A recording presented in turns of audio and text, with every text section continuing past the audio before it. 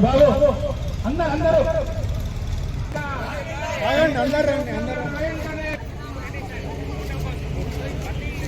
Okay.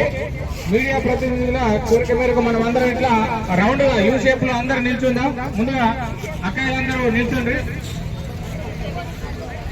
Line అక్కడ వెడల్పుగా U shape లో. సీఎం రేవంత్ రెడ్డి గారు ఇచ్చినటువంటి హామీ మేరకు సమగ్ర శిక్ష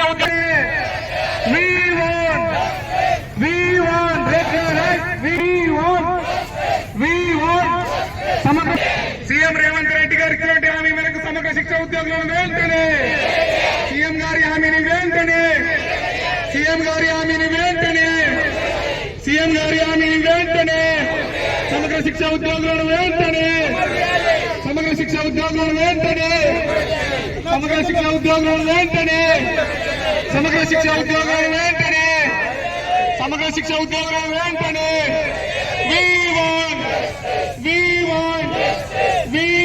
శిక్ష ఉద్యోగులందరూ చనిపోయిన సమగ్ర శిక్ష ఉద్యోగులందరూ సమగ్ర శిక్ష ఉద్యోగులను వెంటనే సీఎం గారి హామీని వెంటనే సీఎం గారి హామీని వెంటనే అన్ని అర్హతలు ఉన్నటువంటి సమగ్ర శిక్ష ఉద్యోగులను వెంటనే అన్ని రకాల అర్హతలు ఉన్నటువంటి సమగ్ర శిక్ష ఉద్యోగులను వెంటనే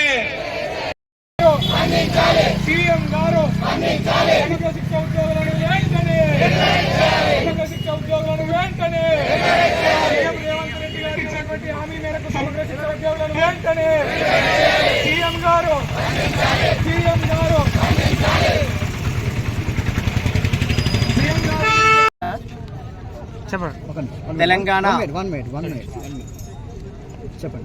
తెలంగాణ సమగ్ర శిక్ష ఉద్యోగుల సంఘం రాష్ట్ర సంఘం యొక్క పిలుపు మేరకు ఈరోజు రాష్ట్ర వ్యాప్తంగా 33 జిల్లాల్లో మహార్యాలీ మరియు నిరసన దీక్ష కార్యక్రమం అనేటువంటిది చేయబడతా ఉంది.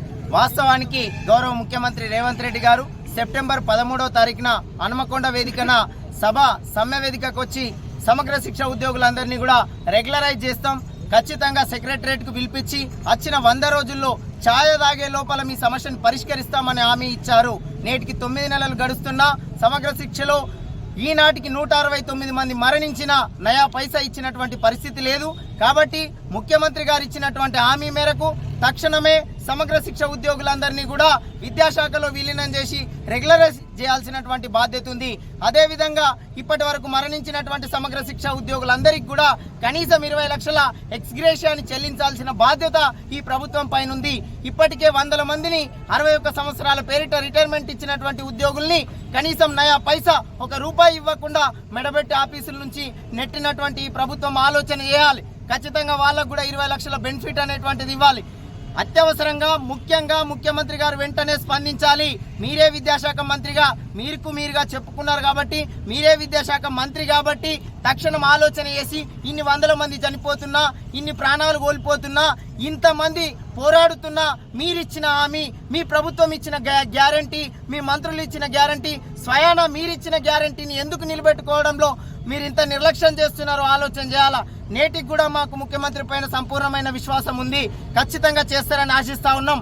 లేదంటే భవిష్యత్తులో ఈ కార్యక్రమాలు మరింత తీవ్రతరమైతే రాష్ట్ర వ్యాప్తంగా పూర్తి స్థాయి సమ్మెను కూడా తీసుకునేటువంటి అవకాశానికి తెలంగాణ సమగ్ర శిక్ష ఉద్యోగుల సంఘం అనేటువంటి సిద్ధంగా ఉంది. కావున ముఖ్యమంత్రి గారు వెంటనే తక్షణం ఈ రోజు కేబినెట్ మీటింగ్ లో స్పందించి ముఖ్యమంత్రి గారు నిర్ణయం తీసుకోవాలని ఈ వేదిక ద్వారా మేము ముఖ్యమంత్రి గారిని డిమాండ్ చేస్తా ఉన్నాం. ఈ ప్రభుత్వం కూడా ఖచ్చితంగా న్యాయం చేస్తుందని ఆశిస్తా ఉన్నాం. Thank you.